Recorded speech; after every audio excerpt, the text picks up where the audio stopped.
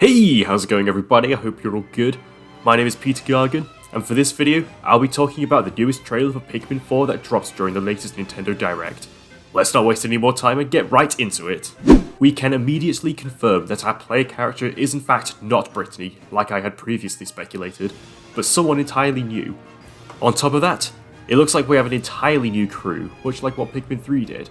And from this shot at the end of the trailer, it's looking to be not one, not two, not three, but 4 captains this time round. I guess they want the number of player characters to correlate with what number entry we're currently on. Anyway, we seem to have the names of at least 2 of them, being Shepard and Colin, but no knowledge of the other 2 names. We then see a shot of a fiery blowhog, which has been a series staple since the beginning, as well as these new enemies resembling the head of the burrowing snagrat, possibly what the snagrat looks like as a baby. From this shot, we can also see that Pikmin onions of different types will once again merge into one big onion for player convenience, one of my favourite design choices in Pikmin 3 that I'm more than glad to see return.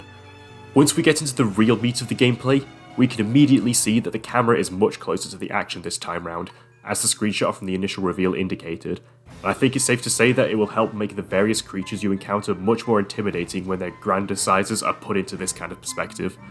We also see a new type of obstacle that shows the Pikmin pulling at its root to clear a path, as well as them building a structure that becomes a climbable surface for the player character. And you may have narrowly missed another new enemy with a blowhog-like snout that is on screen for a split second. Wonder what that could be. After that, we see the Pikmin retrieving a pair of binoculars that the ship recognises as a treasure, indicating that the emphasis on treasure collecting from Pikmin 2 is back as Pikmin 4's objective, rather than missing ship parts or fruit. It's also worth noting that they appear to arrive on the planet by choice and not fall victim to a crash landing like the previous games, further reinforcing the intention of this goal as they are gaining something by being there. Followed by that, we are introduced to the all-new Ice Pikmin, which can freeze enemies in place after clinging onto them for enough time as demonstrated by this poor Bulborb, seemingly stunning it in place while the other Pikmin types go to town. I imagine it's a temporary stun, as it will be pretty broken otherwise. We don't want another purple Pikmin stun locking situation again. Ice Pikmin are also capable of freezing bodies of water so that they can be traversed by foot, meaning you can take non-blues across without worrying about drowning them.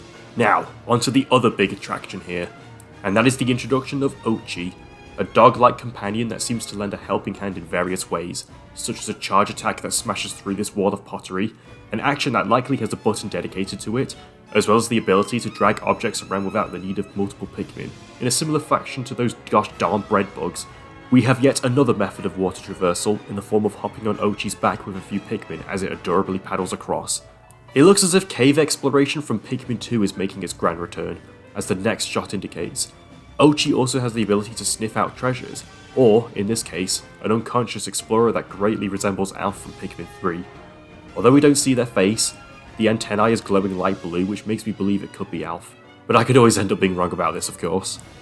We then get to see more of the combat in action, including the return of the Empress Bullblacks and its constant birth giving, which always grossed me out, and then a shot of a vent shooting the squadron back to the surface, much like the geysers from the caves in Pikmin 2, making me believe that they serve an identical purpose and confirms the return of cave exploration of this nature.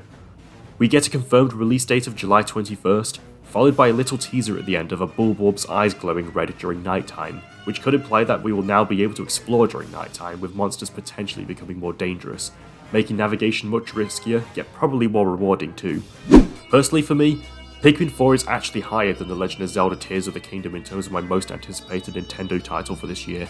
It feels so surreal to finally see it in action after feeling left in the dark on the nature of its very existence for so many years now, and I think the long wait has been worth it. I can't help but feel like I'll be much more immersed into the action this time round thanks to the shift in camera direction. Oatchi looks like a fun new mechanic that will make things more interesting, and as per standard, the environments are just breathtakingly gorgeous. I'm looking forward to hear more as we approach the July release date. Anyway, that just about does it for this video. I hope you've enjoyed it. What were your thoughts on this trailer? Feel free to let me know in the comments.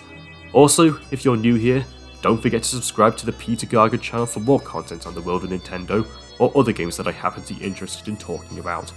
Thank you so much for watching, and until next time, see you later.